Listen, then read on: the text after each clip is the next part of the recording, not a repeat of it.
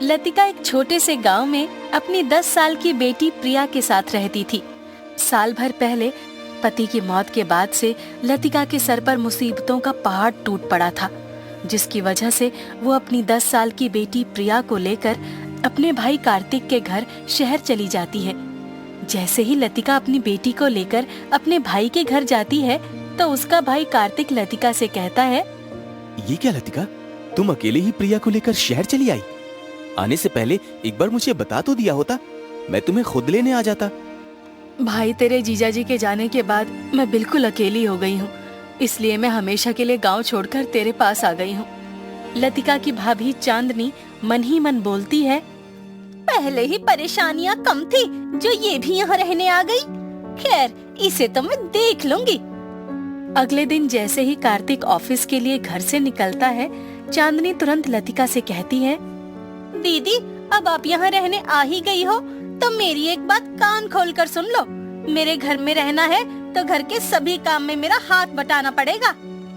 चांदनी के ऐसा कहते ही लतिका की आंखों में आंसू आ जाते हैं और वो आंखों में आंसू लिए घर के काम में जुट जाती है। रात को जब कार्तिक घर आता है तो वो देखता है कि चांदनी आराम से टीवी देख रही है और बहन लतिका किचन में खाना बनाने में लगी हुई है। ये क्या चांदनी, तुमने दीदी को काम पर लगा दिया और खुद आराम से टीवी देख रही हो? अब दीदी को हमेशा के लिए हमारे घर में रहना है तो घर के कामकाज तो करने ही होंगे ना। वैसे भी शहर में रहना कोई आसान बात नहीं है। पहले ही हम लोगों के इतने खर्चे हैं, ऊपर से अपनी बेटी के साथ यहाँ रहने आ गई है। चांदनी, कुछ तो शर्म करो। उन्हें घर में आए हुए एक दिन भी नहीं हुआ कि तुमने उनके साथ नौकरों जैसा व्यवहार करना शुरू कर दिया। कार्तिक गुस्से में अपने कमरे में चला जाता है। फिर ऐसे ही कुछ दिन बीत जाते हैं। लतिका नौकरानी की तरह घर का सारा काम किया करती थी और चांदनी मजे से आराम करती।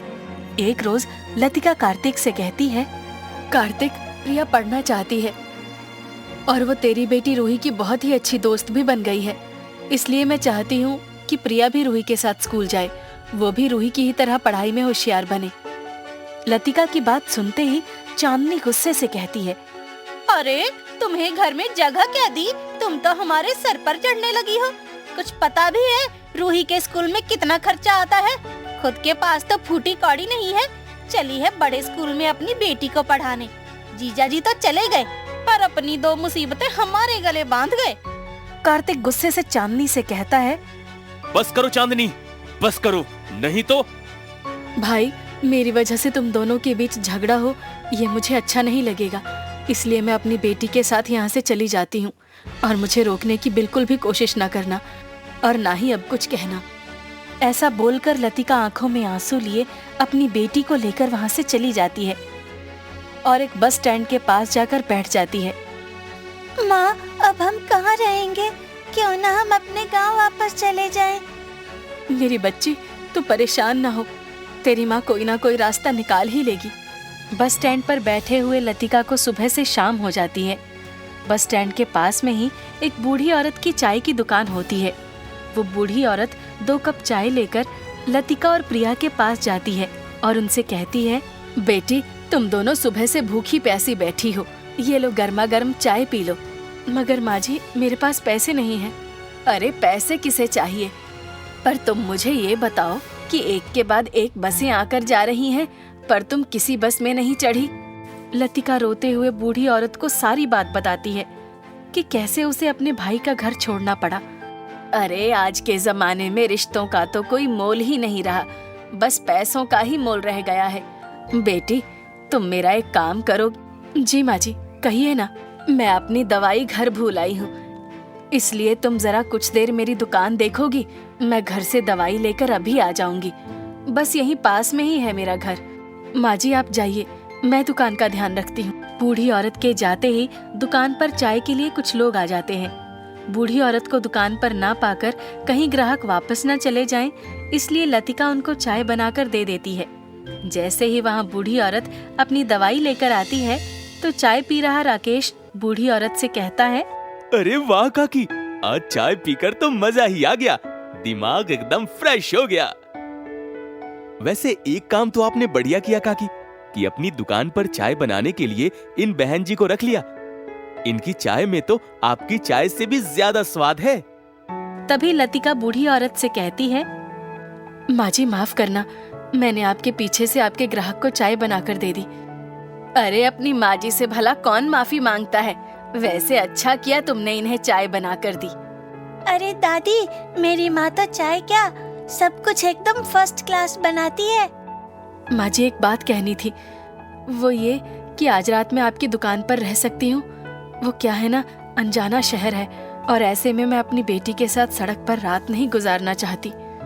दुकान पर नहीं, बल्कि तुम दोनों मेरे घर चल कर रहना। वैसे भी मेरा कोई नहीं है, तुम दोनों मेरे साथ रहोगी तो मुझ बुढ़िया को अच्छा लगेगा। फिर क्या था, लतिका और उसकी बेटी बूढ़ी माँ जी के साथ उसके घर में रहने लगी और उनका काम में हाथ बटाने लगी। और कुछ ही दिनों में लतिका ने बूढ़ी माँ जी की चाय की दुकान भी बहुत अच्छे से संभाल ली थी। अब बूढ़ी माँ जी की दुकान पर पहले से भी ज्यादा लोग आने लगे थे, जिससे उनकी बहुत अच्छी कमाई होने लगी। एक रोज बूढ़ी औरत लतिका से कहती है, बेटी, तेरे आने से मेरे जिंदगी के आखिरी पलों में खुशहाली आ गई और एक प्यारी सी पोती पाकर तो मैं धन्य ही हो गई। जब से तूने चाय की दुकान संभाली है, तब से मेरी दुकान की कमाई 4 गुना ज्यादा होने लगी है और ये सब तेरी मेहनत का नतीजा है। इसलिए अब तुम प्रिया का अच्छे स्कूल में दाखिला कराना और उसे पढ़ा लिखा कर खूब काबिल बनाना। अच्छे स्कूल में दाखिले के लिए पैसे भी अच्छे चाहिए माँ जी, और मेरे पास इतने पैसे नहीं हैं। ले कर दी ना छोटी बात, ये जो दिन रात मेहनत करके चाय की दुकान से पैसे कमा रही है वो सब तेरा ही तो है। आज से दुकान का सारा हिसाब किताब तू ही संभालेगी और सारा पैसा तू ही रखेगी। लतिका बूढ़ी माँ जी की बात से बहुत खुश होती है और वो सबसे पहले अपनी प्रिया का दाखिला शहर के सबसे बड़े स्कूल में करा देती है। लतिका चाय की दुकान पर खूब मेहनत करती, जिसकी वजह से उसकी चाय की दुकान पर उसके हाथ की चाय पीने के लिए दुकान पर चाय पीने वालों की भीड़ जमा रहने लगी। कुछ ही दिनों में लतिका ने चाय की दुकान से खूब पैसे कमाए। अब वो सभी एक बड़े मकान में आराम से रहने लगे। एक रोज प्रिया के स्कूल में पीटीएम होती है और लतिका सुंदर सी साड़ी पहनकर अच्छे से तैयार होकर स्कूल में जाती है। स्कूल में उसकी मुलाकात अपने भाई भाभी से होती है। लतिका, तुम यहाँ कैसे? और प्रिया कैसी है? सब ठीक है ना? क्या बात है दीदी, आपने तो बहुत महंगी साड़ी पहनी है और जरा देखो तो आपके तो ठाठ ही अलग हैं। कहीं डाका वाका मार लिया है क्या, या फिर कोई लॉटरी लग गई है? फिर लतिका अपने भाई भाभी को सारी बात बताती है। जैसे ही चांदनी को पता चलता है कि लतिका चाय की दुकान पर काम करके बहुत बड़े घर में रहने लगी है और प्रिया का भी रूही के स्कूल में दाखिला करा दिया है और बहुत ही पैसे वाली अमीर हो गई है, तो वो लतिका से अपने किए बुरे बर्ताव के लिए माफी मांगने लगती है और उसे वापस घर आने के लिए कहती है। मगर लतिका अपने भाई भाभी को उनके घर जाने से साफ इनकार कर देती है। इंसान को कभी भी अपने लोगों से ज्यादा पैसों को अहमियत नहीं देनी चाहिए, क्योंकि वक्त बदलते देर नहीं लगती। ऐसा बोलकर लतिका अपनी बेटी प्रिया के साथ स्कूल पीटीएम अटेंड करके अपने घर आ जाती है। देखते ही देखते कुछ ही महीनों में लतिका चाय की दुकान से एक बड़ा टी स्टॉल खोल लेती है।